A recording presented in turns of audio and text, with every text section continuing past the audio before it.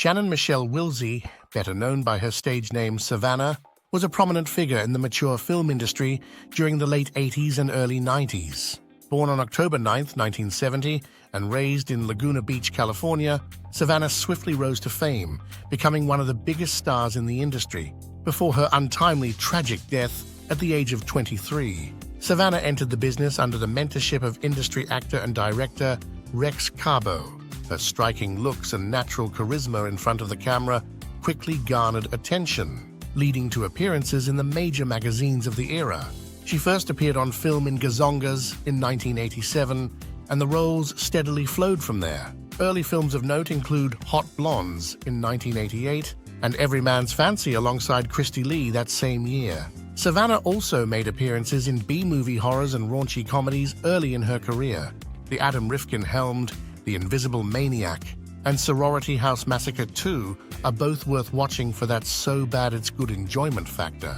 However, by the early 90s, her appearances in adult fare hit new heights. In 1991, Savannah signed an exclusive contract with Vivid Entertainment, one of the industry's leading production companies. As an original Vivid girl, she became one of the most marketable and popular actresses in the genre. Vivid gave her the starring role in the award-winning On Trial series, a 4-part production that satirically explored the theme of obscenity within cinema. Her performances and the success of these films catapulted her to stardom. As her celebrity exploded, so did her wealth, allowing her to indulge in a lifestyle of luxury and excess. This, in turn, only fueled her growing legend within the industry and beyond. During the next 2 years, Savannah would star in over 70 films, enjoying head billing in most of them. Some highlights during the peak of her career include Laying the Ghost, directed by John Leslie in 1991, House of Sleeping Beauties alongside Jamie Summers in '92, and Savannah Superstar in 1993. Despite her success, her career was marred by her attitude. She developed a reputation for being temperamental, arriving late, and forgetting her lines. She very often turned up under the influence of substances. By 1993, this behavior had led to the end of her contract with Vivid Entertainment. Savannah's personal life was just as tumultuous. She was involved in a high-profile on-off relationship with fellow industry actress Gina Fine.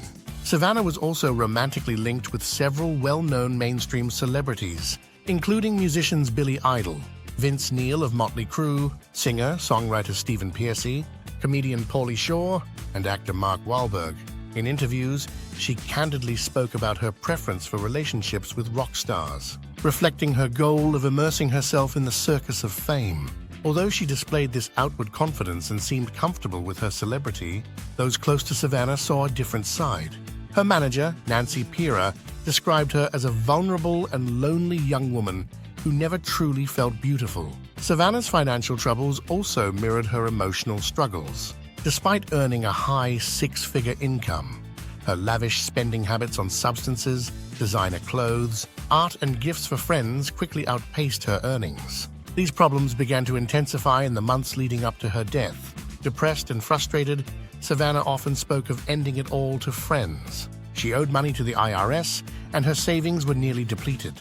By now, she was beginning to accept offers for dancing in clubs, a move to help keep the wolves from the door. On the night of July 11, 1994, on the way to one such engagement, Savannah was involved in a car accident that left her with facial injuries, including a broken nose. After being treated at the hospital, she returned home, reportedly in a panic about the impact of the accident on her appearance and ability to perform.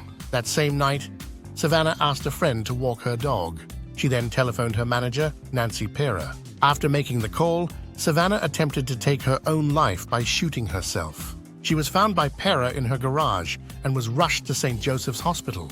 Despite efforts to save her, Savannah's injuries were too severe, and her father made the decision to remove her from life support. Savannah's death sent shockwaves through the industry. At the time, it was the third high-profile suicide, following the deaths of fellow performers, Shauna Grant and Megan Lee. Her funeral, held 2 days later, was attended by close friends, family, and a few industry associates. Pauly Shore was among the attendees and later spoke about the profound impact her death had on him, stating that Savannah had become consumed by her on-screen persona, leading her to lose touch with her true self. Despite her brief career, Savannah left a lasting legacy.